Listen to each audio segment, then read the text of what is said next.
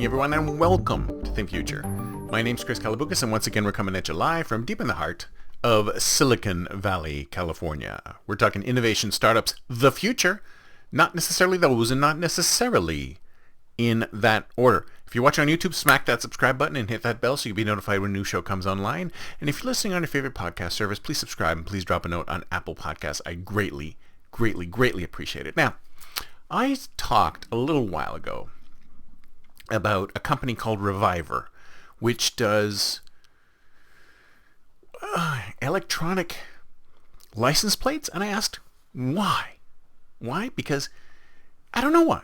I mean, I have no idea how companies like this can actually survive and thrive, because they don't seem to fulfill a want or a need. I mean, why do we really need or want something like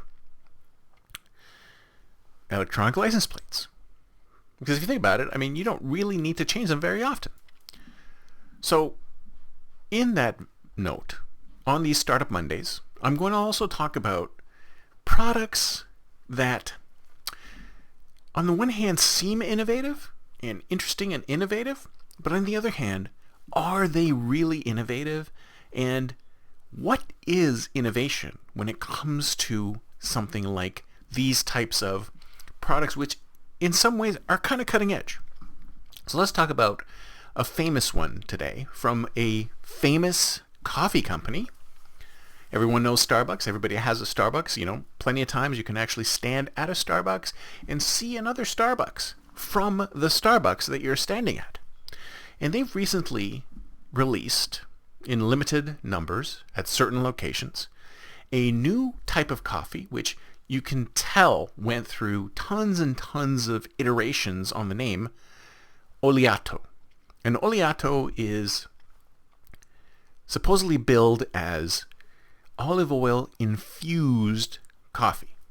Now, those of you who've been around for a while, maybe in the keto space, maybe in the paleo space, you know about bulletproof coffee, the concept of taking butter and putting it into your coffee. Now, I'm not sure the name, Dave something or other, was the guy who initially popularized this, and I think he was in the Himalayas, and he was talking to some shepherders, and they had yak butter coffee. They had yak butter, and they put yak butter in their coffee, and he thought it was the most amazing thing. And now everybody puts butter in their coffee. So fat inside of coffee, butter inside of coffee. Sounds initially weird, but if you think about it, I mean, it's not that strange, really, is it? Butter is a sort of like the next step beyond milk, right? People put cream in their coffees. People put milk in their coffees. People put cream in their coffees.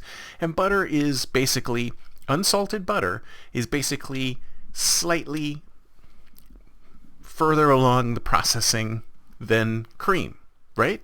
Unsalted butter is basically cream that has been emulsified in such a way that it pulls the fats out. So it's butter, it's coffee with a butter fat, right? So that's not so much of a stretch. But then Starbucks, because if you think about it, Starbucks probably wanted to get in on the whole butter coffee thing.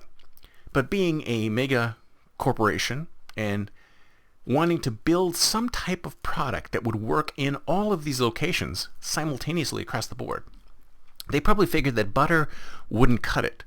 And maybe they tried creating some kind of synthetic butter, but that probably wouldn't cut it either. Because if you think about it, it's probably very difficult to create some kind of synthetic butter which acts just like butter, and you can put it in a coffee and have a butter coffee. In the same way, you can make one yourself by throwing a few pats of butter in your coffee and putting it into the blender, or whatever way you make it. Whatever way you make bulletproof coffee, or whatever it's called, butter coffee.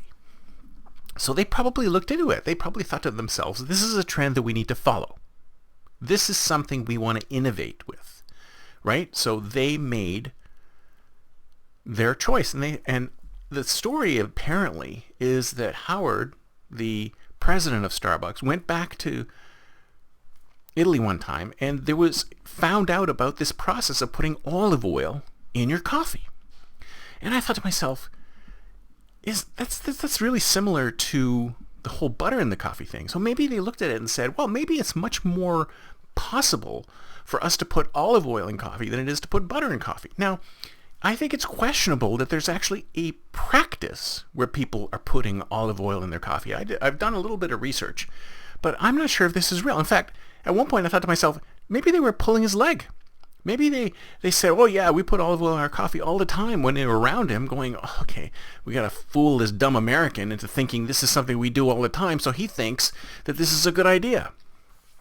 Anyway, fast forward.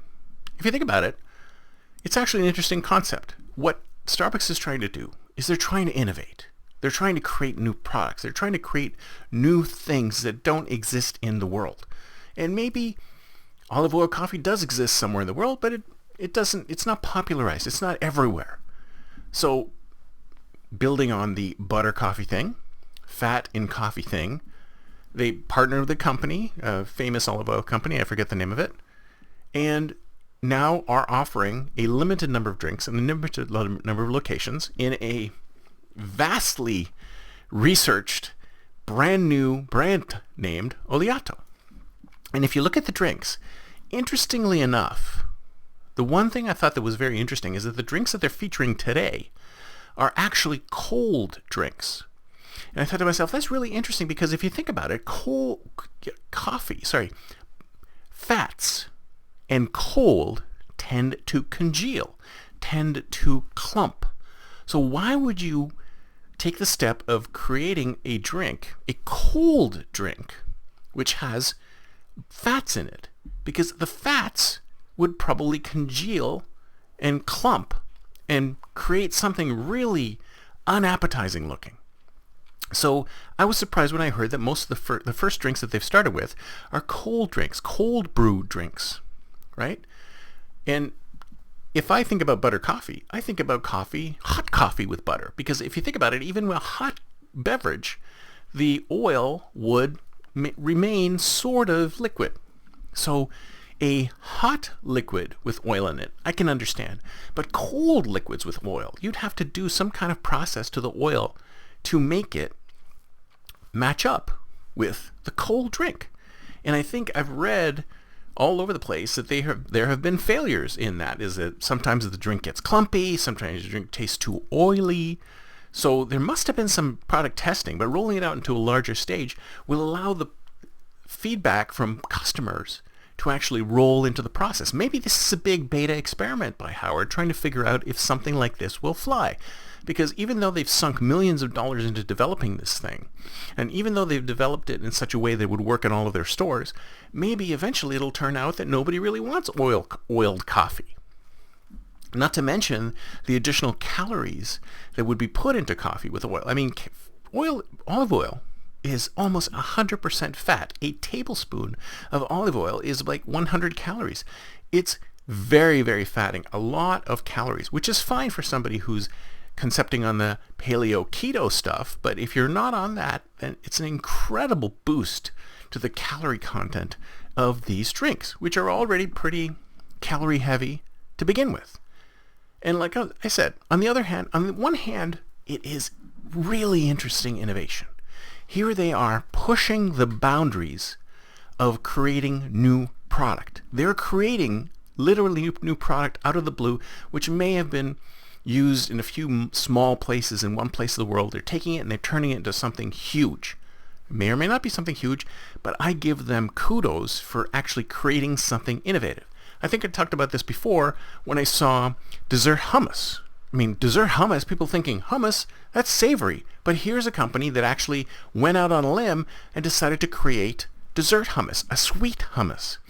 Why not take chickpeas and put sugar in them? It might not have flown as an idea, but it was innovative. And if you think about it, Oleato is an innovative thing. Now, I wouldn't have gone with the cold drinks. I would have definitely gone with the hot drinks. But there might be something to this. The only problem is that I think they may have forgotten that old adage. Coffee is almost all water. It's water with a little bit of flavoring. And isn't the old adage, oil and water don't mix?